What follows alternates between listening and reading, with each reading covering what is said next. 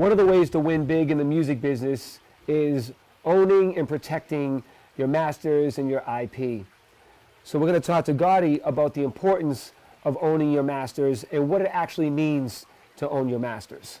So what does that actually mean? For people that don't know what owning your masters and the importance of owning your masters is, what does owning your masters mean? I mean, basically, it's like, your masters is like your music property. So the music that you created, Right. the music you wrote, the music you put out, it's owning it. It's owning it. It's an asset. It's yeah. It's like owning, I look at it like the property of it. like real estate. Yeah, really simple. Right. So if you're signed to a label, how do you maintain ownership of your masters? It's all within the deal you strike. Right. You know what I'm saying? Like Yeah. in today's time, a lot of the younger artists they going in with a little more leverage than how it used to be. Mm-hmm. So they're able to, either participate in, if not owning all of it, at least a piece of it. Right. I've been seeing that in today's temperature. Right. So to go back to the analogy of real estate, if the house was a song and I can own the whole song, right? If I'm an independent artist, I own the whole song, assuming whoever produced it or I worked on it with or wrote or collaborations, assuming everyone agrees that I own the masters. We all have our publishing and our writing rights, but I own this house, right?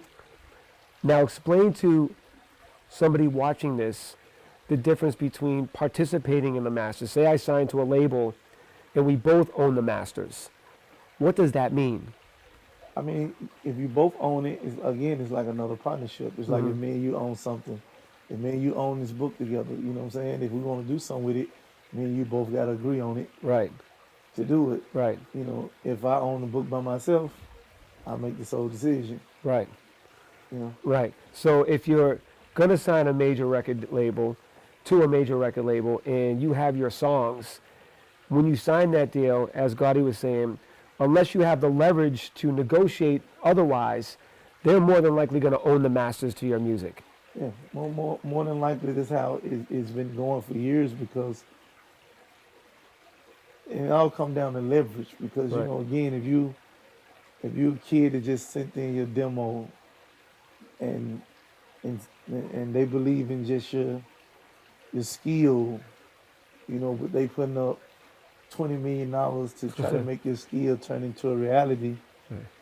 20 million, you can keep the master. You know what I'm saying? Like, I don't know if you had a leverage to be like, and I own this too. Right. I mean, I think you should ask for it. Right, why not? Wrong with asking, you know what I'm saying? Nothing wrong with asking, but By the way, keep that in mind. There's never anything wrong with asking. Yeah. Always ask, even if you think the answer is no, just ask. You never know. Somebody might say, all right, we'll give you a little bit. There's nothing wrong with asking, you know what I mean? Like, ask for the world. If you can, and try to get the world. Right. But I also think, always be realistic within yourself of what you will and won't do. And I just think that music is such an opinionated sport that, like, the right and wrong answers just depend on who the person in the situation is. Right. A lot of times artists get in their own way because they hear other people like yourself that have gone through this whole road of understanding and getting information and having ups and downs and knowing what is the right call to make. A lot of times you'll hear this, like, especially nowadays, this insurgence of, I want to own my masters. I want to own everything. And it's like, yeah, but you haven't done anything, to leverage yourself to have the power to come to me for a deal where I'm going to give you all the marketing dollars. I'm going to promote you. I'm going to use my resources. I'm going to, connect you to the world, whether it's, digitally or getting artists and people to work with. I'm going to own them. So you have to take that in consideration. Was there a point in your career where you had to give up complete control? I don't remember ever giving up complete control. Right. I think long as I've been in the music business, I've been partners with everybody. Right. So all of your deals have been partnerships. Yeah. Where you still owned a piece of your IP. It's been partnerships where we still, not only just ownership, but like we was able to make decisions collectively. Right. And, I never really done anything I didn't want to do. Right. And even when I was in these deals, I always still had the independent mindset, meaning like Right. I still spent my own money. I still done what I wanted to do, no matter what or who I was doing business with. Mm-hmm.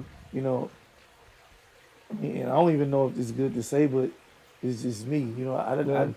the paperwork was always one thing, but how I move was another thing. Right. You know what I'm saying? So Yeah. like, using for example, you may have an artist that'll say, "Well, I'm signed to Sis's, and they are responsible for shooting my video, Yeah. and I'm not gonna shoot the video until they shoot it because they're responsible for shooting it, which they Right. correct by Right. paperwork." Right. I'm an artist that's like, "Yo, I want to shoot. Let's shoot the video." And if they're not even moving fast enough, I'm not waiting on anybody Right. to shoot the video. Right. I'm gonna go in my own pocket and I'm gonna shoot the video Right. myself, even though contractually they supposed to pay for the video. So from the very beginning, that's just how I moved. Right. And that means the independence mindset, meaning like I never waited on anybody Right. to do anything. So even if you sign a major deal, you should still move like an independent artist. Why not? Because at the end of the day, it's your future. Yeah, why not? Like They can mess up your future, move on to the next artist. exactly. You only got one, you, right? So that's another question I was going to ask is that when you do sign to a label, I think a lot of artists do now rely on the agenda, the objective, the schedule, the decisions of a major label. But you recommend that you should still, even if you sign a partnership or a deal, move as if you didn't. Yeah. You gotta always be in control. Right, You gotta always be, and when I say control, meaning like of your vision and your dream, nobody knows it better than you. and then you don't get frustrated by them holding things up because you're just moving forward anyhow. Yeah, I mean it's just, you know, unfortunately, it's the business that we in. You know, people move. You know, it's corporate. They corporate. Right. Meaning like, you know, the way it happens, you may have to get 5 sign-offs before Right. something can happen. Yeah, Sometimes like timing is everything. yeah, You don't have time to wait on 5 sign-offs. right. You need this song It's called gotta go Buzz out this now. week. Right. The visual need to be out in 2 weeks. By the time they do the 5 sign-offs, your video ain't gonna get done to Right. 3 months from now. Right. So Like, you don't have time for that. a lot of artists might not have the resources or the money that you have to move forward on their own as an independent. So what would you say to somebody that is reliant on somebody else that they've partnered with to do this? Do they go in and what do they do? I mean, I still think it goes back to how you structure the deal, because you can structure a deal where you have money allocated to where you don't have to wait on them. And you have access It's to called it. discretionary. Right. So, you know, whatever. Wait, say what it's called again? Yeah, discretionary. Discretionary funds. That means you have access to that money to do as you wish to do. Yeah, without waiting on the process. Right. Yeah. Right. So now what about publishing? Let's talk about the importance of owning your publishing. Now there's different ways of having publishing. You can do a co-pub deal, you can do an admin deal. The difference between those, you want to explain what the difference between those are? Yeah, I look at publishing just like I look at masters. You know, they're very important. It's like property. Right. You know, owning your publishing and holding on to it is valuable. Right. It's strong. I think Mhm. it's smart. You know, it's one of the things. It's your writing composition, right? So Right. it's being able to own your actual writings, Right. which I think is strong. And then that's how you get paid. So owning the masters is one thing. So when you own the master, that means say you get it synced in a movie or a TV show, somebody wants to cover it, whatever it is, that's you decide what happens with that whole master because you own it and are in control of it. Within that master, there's publishing rights, there's all of that, and that's where the publishing comes in. So you get paid through that as well, so whether you're writing or you're producing. And what we're talking about is owning your publishing and owning the master. And that is how you win big, and that is how you control your own destiny, right? But as Gotti said, having partnerships is instrumental because there's some people that can take on the work that you can't do or don't know how to do. And sometimes you got to give a little bit up to get some back in return. And did you find that was helpful when you gave some up to partner with people to handle the things that you didn't or couldn't handle? Uh, well, I never gave up any of my publishing. I only did co-pubs. Right, So, as far as that, but partnerships in general, I think are very, like, I'm a fan of partnerships. right. Like, I don't think no one person can do everything. As am I. You know what I mean? Hmm. Like, so, whether it's, your staff, if you're trying to have an independent label, you have to hire staff. There's Right, partnerships. You need people to help you. right, So I'm a big fan of having partnerships, the right ones. right, The right partnerships can right. take you very far. So how does it work if I'm an independent label and I go and I find some artists, but then there's a major label that's interested in these artists that I have signed to me? How do I go about brokering a partnership when they're signed to my label, CMG, and then say Atlantic or Epic or somebody else wants to sign one of my artists? How do you put together a deal like that? Several ways, I guess. If you do a label deal, Yeah, if you do a label deal, yeah, if you do a label deal, it'll automatic funnel through. would you say that's the most effective, powerful thing to do when you have your own label? And what does that mean, get a label deal? Yeah, I would say you get a label deal. You find the right company you want to partner with. Hmm. You get a label deal. That way, you build your brand with the same staff Right, over and over again. Right, right, You right. get to know the people that's working on your team. right, And y'all become, hopefully a family and a strong force right, to build with. right. Just keep moving that to different places. Yeah. So to those that don't understand, explain what it means to do a label deal as an independent label owner with a major label. What does that actually mean? A label deal basically just, I call them really just banks. You said what?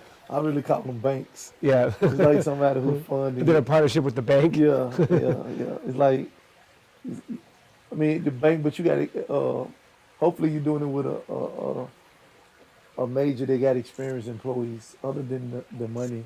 Right, You get to use the staff and right, stuff like that. So, and hopefully they got the right staff, right. which is, very essential to winning. So how it breaks down is, say you have a label deal. You have a label. I'm Clinton. I signed to your label. Interscope loves Clinton. Is like, man, we want to put music out with him. Well, he signed to Yo Gotti. We got to go talk to Yo Gotti in order to get to Clinton.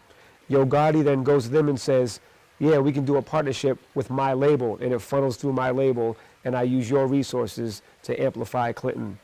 Is that how that works? Well, I don't know how everybody's work. Right. But for me, it would go like, Clinton, my artist, somebody want to do the deal with Clinton. First, me and Clinton would talk about if this is what we want to do. Right, Because me and my artist are partners.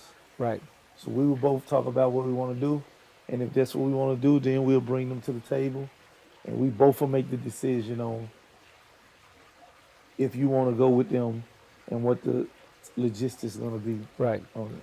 You know what I'm gathering? I've asked you a lot of questions, and the one answer I got sitting with you that wasn't even a question I asked is just doing the right thing and being a good person doing business.